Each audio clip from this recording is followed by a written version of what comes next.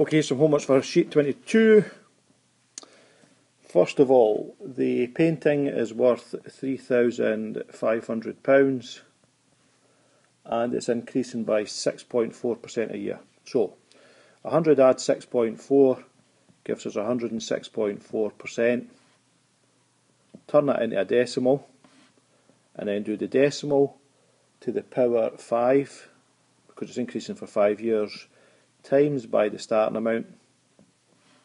Get your answer, and remember that your answer should be to two significant figures. Question 2, some fractions for you. When you multiply the fractions, you have to turn them top heavy. So remember, 3 times 2 add the 1 gives us 7 over 3. You can do the same with the second fraction. Now unfortunately nothing cancels here, so your answer is just going to be 7 times whatever this number is over 3 times whatever this number is. Second one, slightly different, it's an add question. When you add fractions, you deal with the whole numbers first of all. So we're going to take the 5 and the 2 and we're going to add them together to give us 7. Then we'll deal with the fractions part. Now you probably use your good old kiss and smile method, so 2 times 4 is 8. Do your cross multiply, get your numbers at the top, and then simplify it for your answer. Question 3, percentage question. We want to know what was their average attendance before, so we're going backwards, so it's a reverse percentage. Reverse percentage, remember, we divide. So if it's 20% less, then that means it was 100 to start with. Less than 20 gives us 80%. Turn that into a decimal and then take what the value is just now, which is 7640, and then divide that by your decimal to get your final answer. Question 4, find the mean. Well, the mean is where you take all of these numbers, add them up, and then divide by 6, because you've got 6 numbers. Now I'll do the first part for you, because it's nice and easy. 70. Then you set up your little table, x, x bar, x minus x bar, x minus x bar, all squared. So do your values in there. Then do your calculation to get your standard deviation. Now remember, the formula for standard deviation is the square root of the total divided by n minus 1. Get your answer for that. Remember, do the divide part first of all before you square root. So divide and then press the square root button on the calculator. Second part of the question, remember, that's where we have to mention two words. We have to mention average and we have to mention spread. Question 5, another fraction question. Bod mass, so we're going to do this part first of all. So the same as 2b, deal with the whole numbers, the 4 and the 2. Then deal with the fraction bit, so do your kiss and smile again.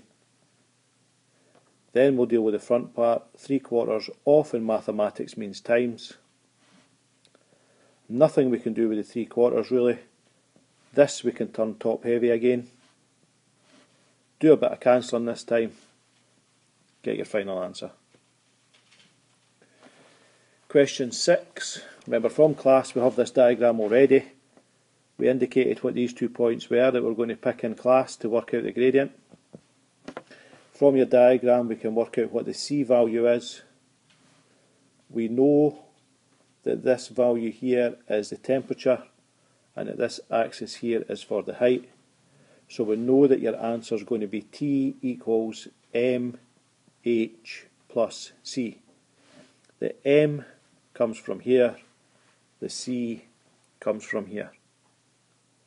And then lastly, use your equation to determine the temperature at 3 kilometres. Once you've got your answer, you're going to substitute 3 in there for the height. Question 7, a couple of vectors questions. We need to work out what 3a minus 2b is.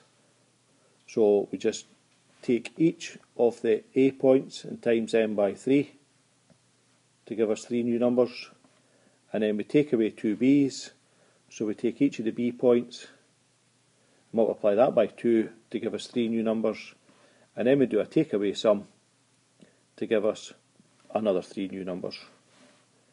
For the second part of the question, what's the length of 3A minus 2B?